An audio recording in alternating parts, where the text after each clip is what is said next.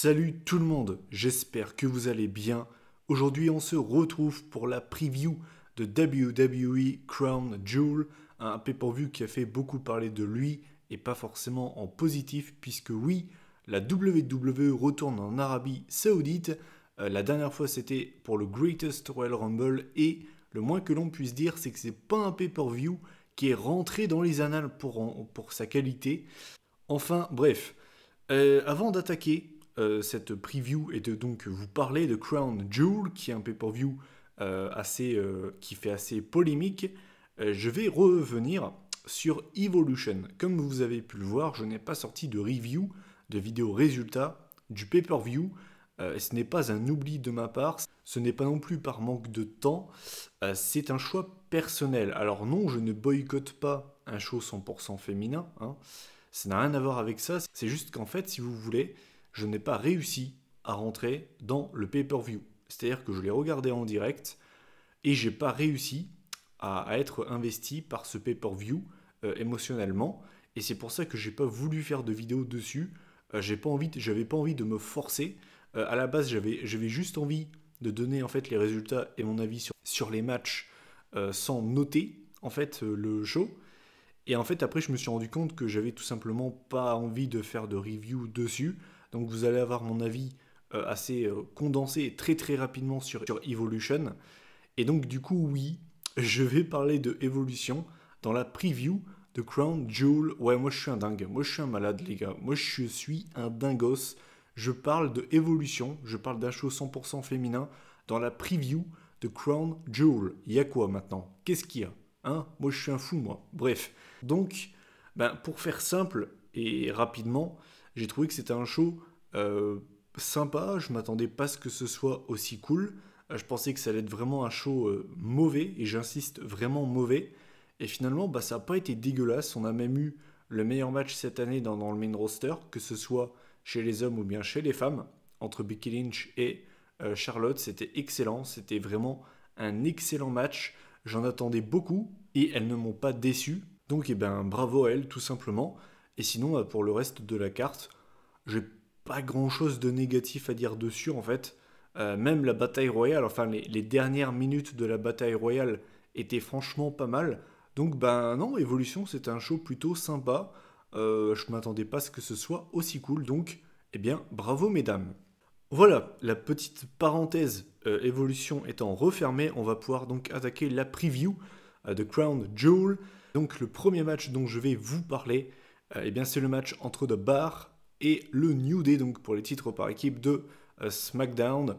Ça va être un match bon. Voilà, je veux dire, New Day contre Bar, tu peux le mettre à SmackDown dans un live event, à WrestleMania, je veux dire, ils vont toujours nous faire des matchs de qualité. Et c'est l'un des rares matchs où tu peux te dire, ok, lui il sera cool, c'est sûr et certain. Donc voilà, et je serais même pas étonné qu'on ait ça en opener en fait. Je vois The Bar conserver les ceintures, puisque ils les ont gagnés il y a vraiment pas longtemps. Et je comprendrais pas vraiment l'intérêt de redonner les titres au New Day, je verrais pas forcément l'intérêt. Je pense que The Bar va peut-être affronter les Usos pour leur prochaine rivalité. Et c'est un match que j'ai envie de voir. Ils s'étaient déjà affrontés au Survivor Series l'année dernière. Ça avait donné lieu à un bon match. Donc voilà, je pense que c'est The Bar qui vont conserver les ceintures.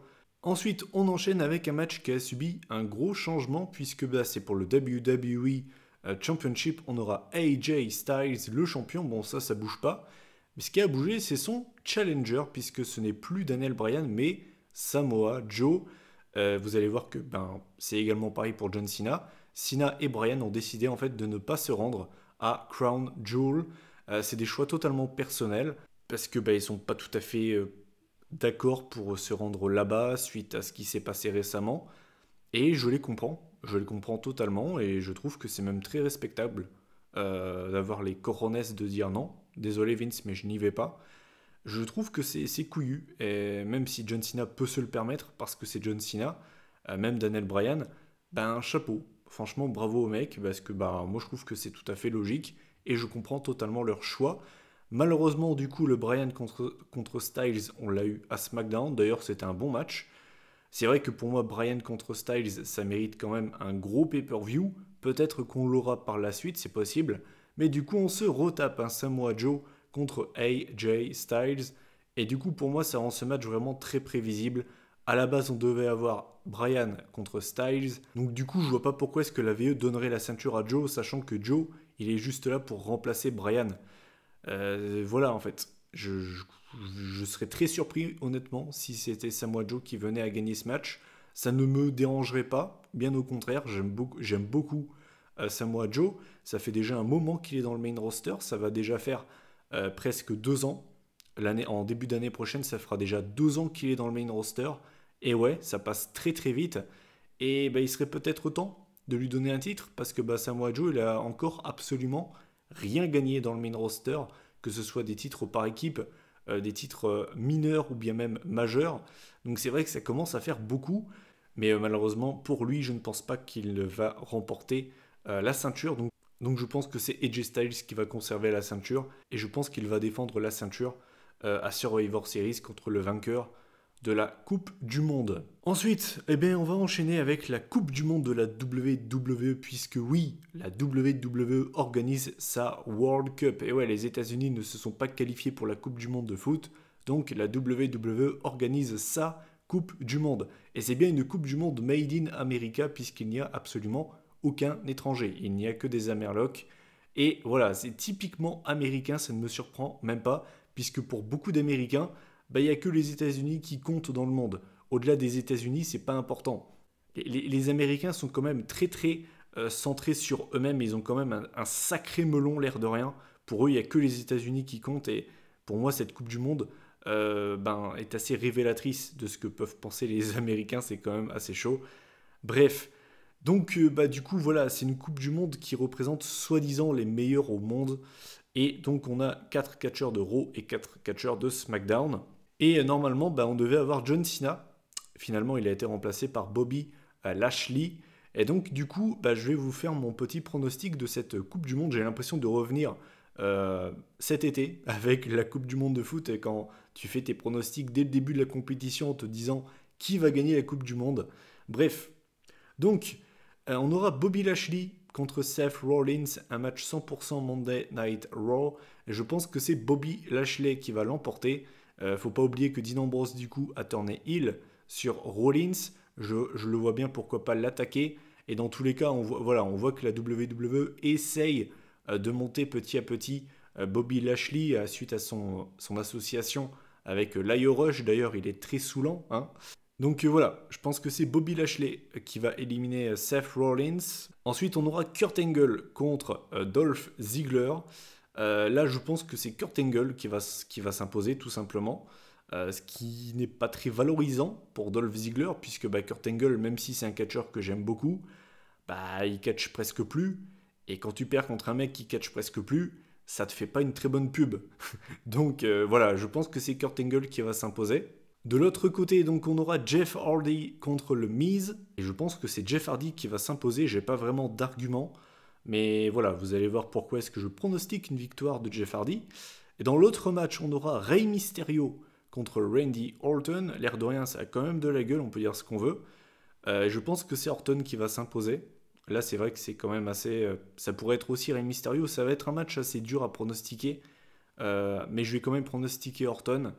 Et donc, pour les demi-finales, je pense qu'on aura donc Lashley contre Angle. On aura de l'autre côté Orton contre Hardy. Et donc, je pense que la finale, ça va donner du Lashley contre Jeff Hardy avec une victoire de Jeff Hardy. Vous allez me demander pourquoi. Ben, je vais vous répondre, je n'en sais rien. c'est juste des pronostics vraiment en mode foot. Vraiment, j'ai pas d'argument. C'est vraiment des pronostics en mode Coupe du Monde foot. Et je pense du coup que c'est Jeff Hardy qui va gagner cette petite Coupe du Monde, ce petit tournoi. Comme ça, il pourra dire que c'est lui le best in the world, même si normalement, c'est un mec qui vient de Chicago. Et puis, bah, l'air de rien, ça peut donner... Enfin bon, c'est vrai que je me suis un petit peu moqué de ce tournoi, mais ça peut donner... Il y a quand même des matchs qui sont pas dégueulasses sur le papier, et honnêtement, on peut avoir des bons matchs. Hein. Franchement, on peut avoir des bons matchs.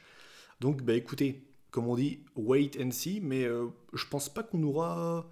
Je pense pas que ce sera trop dégueulasse. Hein. Je veux dire, il y a quand même matière à avoir des bons matchs dans ce petit tournoi. Donc voilà. Ensuite, on aura un match que je n'ai absolument pas envie de voir, c'est le match que j'attends le moins de ce pay-per-view. On aura la D-Generation X contre les Brothers of Destruction, Shawn Michaels et Triple H contre Kane et l'Undertaker. Je pense que vous savez pourquoi je n'ai pas envie de voir ce match, je ne vais pas m'éterniser sur cette affiche, je n'ai pas envie de les voir s'affronter, ce match ne fait aucun sens. Shawn Michaels qui sort de sa retraite pour un match aussi pété, ça me pète les couilles. La reformation de la DX pour cette occasion, je trouve que c'est ridicule. Voilà, je dirais, les mecs, ils ont tous 50 ans passés.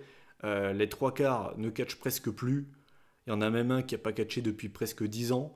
Donc voilà, c'est pas un match que j'ai envie de voir et malheureusement, je serai obligé. Et en plus de ça, voilà, comme je vous l'avais dit dans ma vidéo de retour, apparemment le match devrait vraiment être très long. On parle quand même d'un match qui sera pas loin de durer 1 heure. Je sais pas ce que vous en pensez, mais c'est quand même beaucoup. C'est même beaucoup trop. Et je pense que ça va être absolument horrible, infect à regarder. Après voilà, peut-être qu'ils vont me faire mentir, et je serai le premier à le dire, si jamais le match était vraiment bon. Mais je vais pas vous le cacher que j'ai pas mal de doutes là-dessus. Donc voilà. Et pour ce qui est du pronostic, parce que j'ai oublié de donner mon pronostic, je pense que ce sont les Brothers of Destruction qui vont s'imposer. Et vous allez me demander pourquoi. Eh bien ma réponse est je ne sais pas. Et à vrai dire, j'en ai un petit peu rien à foutre, vraiment. Je ne sais pas s'il y a des gens qui sont hypés en écoutant cette vidéo par rapport à ce match. Mais moi, c'est vraiment pas le cas et je vais pas me forcer à vous dire que ce match m'intéresse parce que c'est vraiment pas le cas.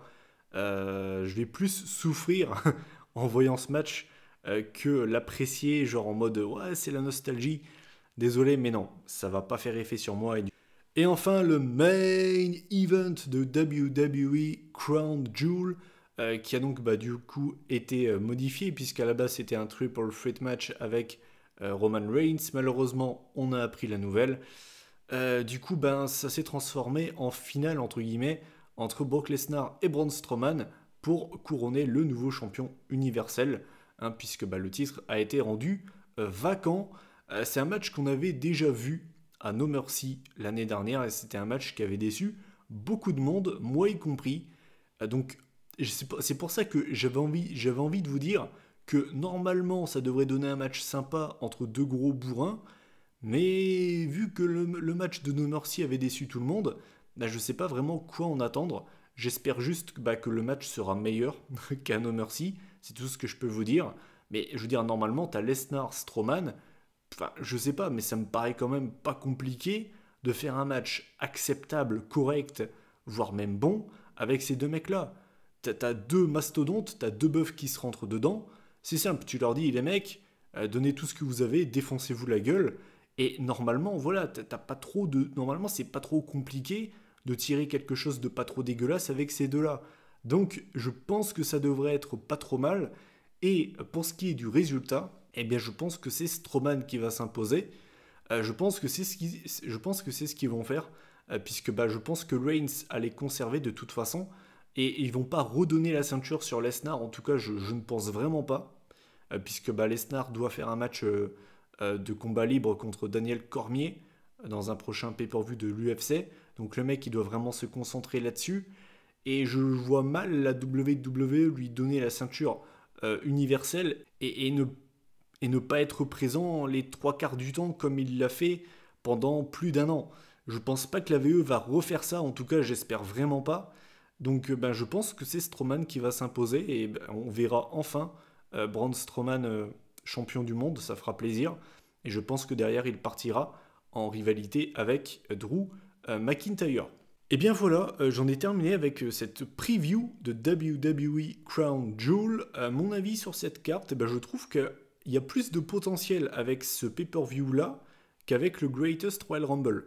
Je vous dis pas que ça va être le meilleur pay-per-view de l'année, mais je pense que ce sera meilleur que le Greatest Royal Rumble. Certains me diront c'est pas trop compliqué. C'est pas faux. Mais dites-vous qu'ils ont fait encore pire avec Backlash un mois après. Donc voilà. Mais en vrai, je pense pas que ce sera dégueulasse. C'est un show qui est forcément beaucoup critiqué suite à sa venue, là où il se déroule. Mais quand tu regardes la carte, elle est pas dégueulasse. Elle est même pas dégueulasse du tout. Si tu avais cette carte-là par exemple à Survivor Series ou bien dans un pay-per-view totalement random comme par exemple, je sais pas, Battleground, personne cracherait sur le pay-per-view. Donc je pense pas que ce sera dégueulasse. J'espère juste que les mecs au premier rang, ils feront pas comme la première fois et qu'ils tourneront pas leur siège carrément pour aller sur leur téléphone. Je sais pas si vous vous souvenez de ça, mais quand j'avais vu ça, j'étais un peu choqué.